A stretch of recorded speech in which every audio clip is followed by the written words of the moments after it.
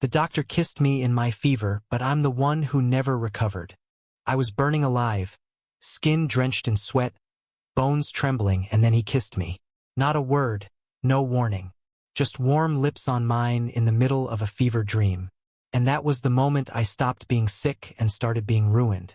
3 days earlier, I had collapsed in the hallway of my Brooklyn apartment, clutching my side and wondering if this was how it ended for Melanie Lee, feverish and painfully single. Turned out it was just an aggressive flu omega specific, they said. Whatever that meant. I barely listened. My fever was too high, and the ceiling fan above my hospital bed kept turning into a spinning demon. That's when he walked in. Dr. Ellis Grant. Tall, calm, impossible jawline, beta, and worst of all kind. "You'll be fine," he said, adjusting the 4 in my wrist like he wasn't touching my soul at the same time. I've seen worse. I didn't care about worse. I cared about how he smelled citrus and cedar, and how his blue scrubs made his hazel eyes brighter than anyone had a right to be. I was an omega with zero dignity left, but I still managed to fall for the man holding the thermometer. The next few days blurred together. Fevers, cold compresses, his voice calling my name like it meant something. And then came the kiss. It happened during the peak of my worst night. I was delirious. I thought I saw my grandmother at the foot of the bed knitting a sweater for Jesus. I kept muttering nonsense, flinching, crying. I wasn't even sure I was conscious. But I remember his hand on my forehead. I remember him whispering, "Shoo, you're safe now." And I remember his lips, soft, warm, real. Then he was gone, just like that. Morning came, and with it, a new nurse and a note on the table. "Get well soon, Leo. Dr. Grant." I was discharged 2 days later, physically fine but emotionally shredded. The kiss haunted me. Was it a hallucination? A doctor's line crossed in a moment of human weakness? Or was it real? I needed answers.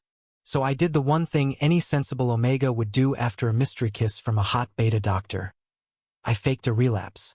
I showed up in the ER again, coughing like a dying walrus. It was pathetic, desperate, and it worked. He came. He looked pissed. "Leo," he said, eyes narrowed. "You're fine. You kissed me," I blurted. He froze. The air between us turned electric. I could hear my heartbeat in my ears. "You were delirious," he said quietly. "You were crying. I shouldn't have.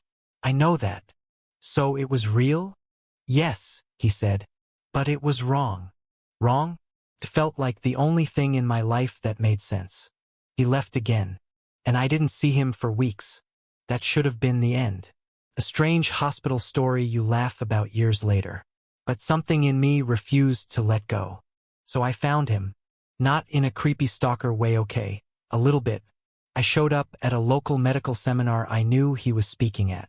I waited until he was alone in the hallway afterward. "Why did you do it?" I asked. Was it just impulse? Was it pity? Or was it something else? He stared at me like he wanted to run and kiss me all at once. "I've spent every day since trying to forget it," he said. "But I can't." We ended up in a quiet diner that night. Coffee, pancakes, truth. He told me about his history, how he'd spent years building walls around himself. No relationships, no entanglements, especially not with patients, especially not with omegas. "But you were different," he said. "You looked at me like I wasn't just some beta ticking boxes, like I mattered." He did. Over pancakes and heartache we connected. Nothing dramatic. No dramatic declarations or passionate backroom makeouts. Just quiet understanding. Shared glances. The realization that something fragile had begun in that fevered hospital room. But things don't stay simple. Rumors started. Hospital gossip. Whispers that Dr. Grant had been involved with an omega patient. Suspicion. Accusations. He was called into review. Risked losing his license. I was the one who came forward, who testified, who said I initiated contact after discharge, that he never acted unprofessionally during my treatment. Which was true.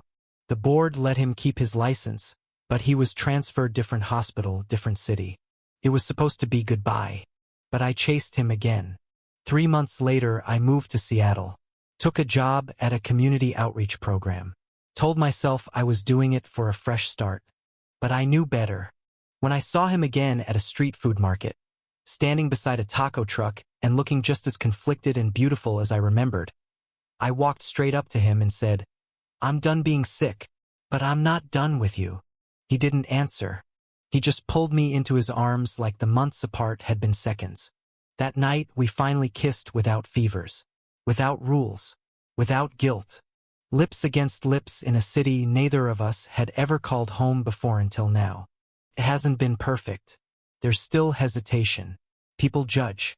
Hospitals have rules. Betas and omegas come with their own scars. But we're building something, one kiss at a time. And I've realized something may have kissed me when I was weak. But he's the reason I'm strong now. Funny, isn't it? He treated my fever. But I'm the one who can never recover from him. Thank you for listening. If you find it interesting, please like and subscribe to follow the next stories.